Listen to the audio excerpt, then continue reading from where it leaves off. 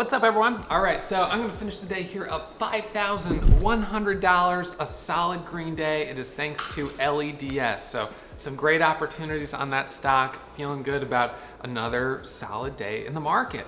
The last week or so, we've seen some really good opportunities with Yuma, DPW, CETX, can't remember what we had on Monday, but, oh no, that was Yuma. Anyways, PSTV on Friday. We've seen some good stuff, which has been awesome. So momentum is definitely picking back up, which means it's a great time to study up. I encourage you guys to register for Day Trade 101, all right? The link is below. You guys can check it out. It's a new class, it's totally free, 3 chapters. Get into it, learn as much as you can, because this is a time where we got some volatility and it's time to capitalize on it. All right, see you guys first thing tomorrow morning for the pre-market analysis around 9:15.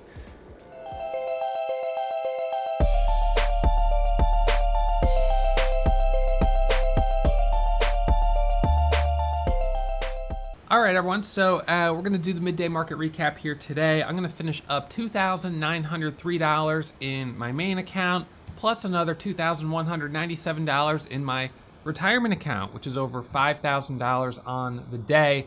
Not bad at all. I added a little bit of extra profit on this last break on LEDS of 85 right here, and then adding for the break of 4, selling up here at 405, and then I aggressively added back at 405 for the break of 410, thinking we would continue, and stopped out at 95. But this right now is a great example of why you keep your stops, because if I was still holding this right now with 6,000 shares, well, I'd be down over $3,000. So, you got to throw in the towel when it doesn't work, breakout or bailout.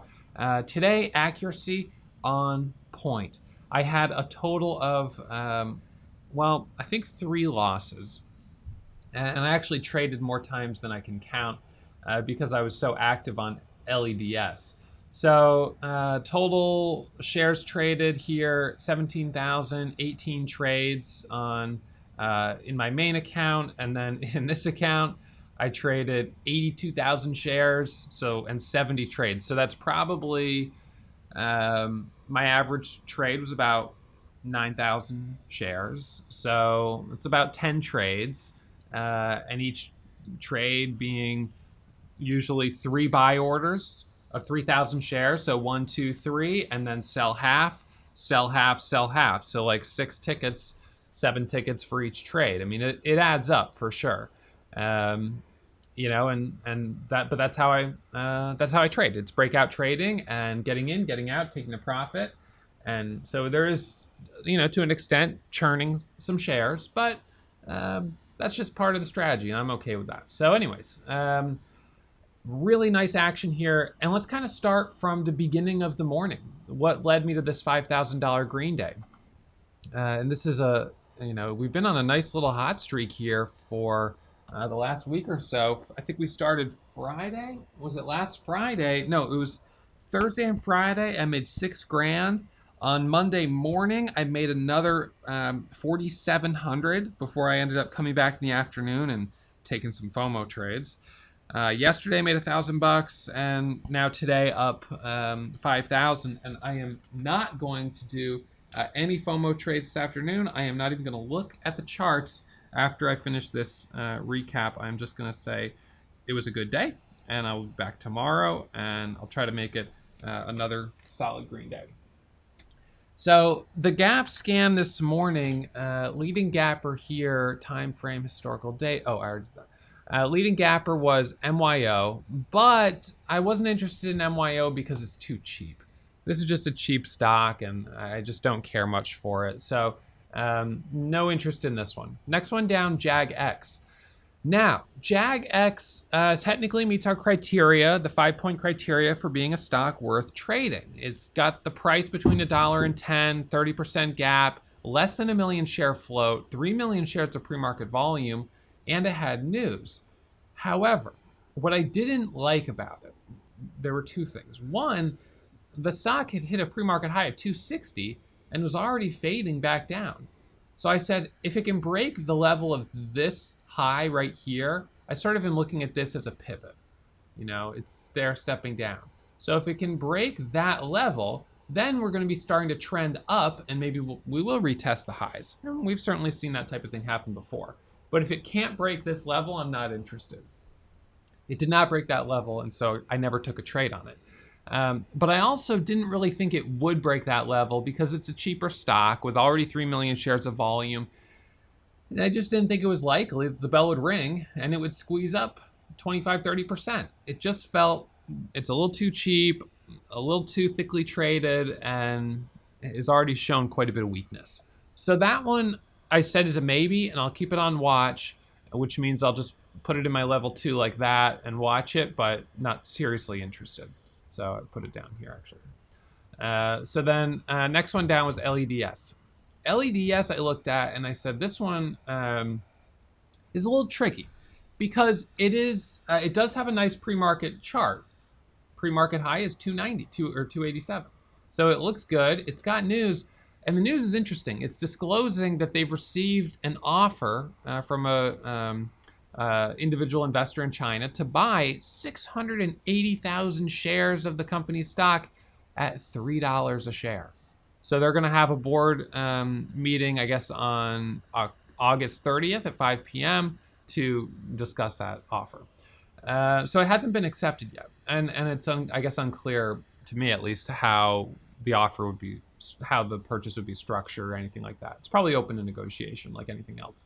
So in any case, you've got someone here now putting up a bid for 680,000 shares at $3. And so that kind of psychologically puts in the floor of this stock because there's someone else out there that thinks it's worth that at a huge dollar amount, $1.8 million.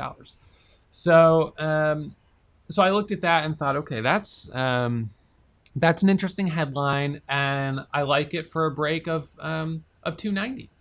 So the bell rings and it squeezes up, and I jump in at 290 and I add it $3, and it squeezes up to 325 for a nice winner.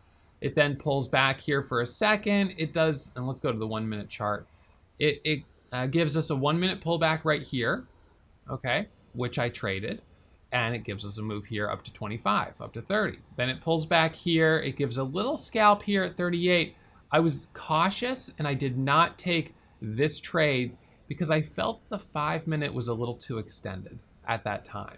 That was like right here, and I was like, I don't know, it's a little extended. At this point, I had already made $3,000 of profit on the trade.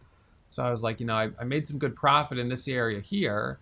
I don't know. I don't want to give back profit. I got to be really careful. But it ends up holding this level and giving some really nice dip opportunities right here, and then this nice break here. And I just kept trading basically each one of these pullbacks. Here. I think I traded this one and lost, small loss, got back in here, that worked. I then got back in right here, that worked, but added up here a little too high and gave back some profit. So, I was very active on this one, took a lot of trades, and I feel pretty good about the total profits, 1,500 plus that, so $3,940, $4,400 on that one stock. That's a terrific day. So that's LEDS right off the watch list, and you guys knew I was going to be a buyer for the break of 270 or 280, $293 because we were talking about it pre-market. So I feel good about that one. Ears. That was a little disappointing. This one hit the high day Momo scanner, and as soon as it hit, I pulled it up and saw that it had just squeezed up a lot, and so I jumped right in for the break of $3 at 290 and added at 3. It broke 3. It hit a high of 310, then started to come back down. I hit the bid, took some profit, held the rest through this consolidation, and then sold the rest down here. So I did make money on it, and that's because I was being a little aggressive on share size, and that's, of course, because I was up so much on LEDS. And it's a really good example of how when you get yourself in the driver's seat on a day, you can afford to be a little more aggressive, take a little bit more risk, and then sometimes, with 6,000 shares, you can grab 10 cents of profit and on a trade that you wouldn't have taken if you'd been maybe red on the day or only up a little bit. PSTV is the only one that I saw today that I hesitated on. It squeezed up, it got halted, opened a little higher, pulled back, and right in here at 9, I was watching it and I just felt like the spreads were big. It didn't have a fresh catalyst. and the risk was too high. So I just said, you know what? I'm going to just play it safe. It's a little more expensive. I can get into trouble on it, and I'm going to leave it alone. So that one left alone, and I guess ended up missing an opportunity here on the scalp. It went into a circuit breaker halt at 1013, opened a little bit, I guess basically flat, popped up for a second, and then sold off. So not the most impressive move, but anyways, right now, just trying to really, have some solid back-to-back green days. I would love to finish off this week with 2 more green days on Thursday and Friday. So, yeah, I'm going to try to make it happen. All right, so that's it for me. I'll see you guys back here tomorrow morning, 9:15, pre-market analysis. Hopefully we have some good stocks on the scanner, and we can find our way to some profit. All right, see you guys tomorrow morning. If you're still watching, you must have really enjoyed that video. So why not subscribe and get email alerts anytime I upload new content? Remember, when you subscribe, you become a member of the Warrior Trading family.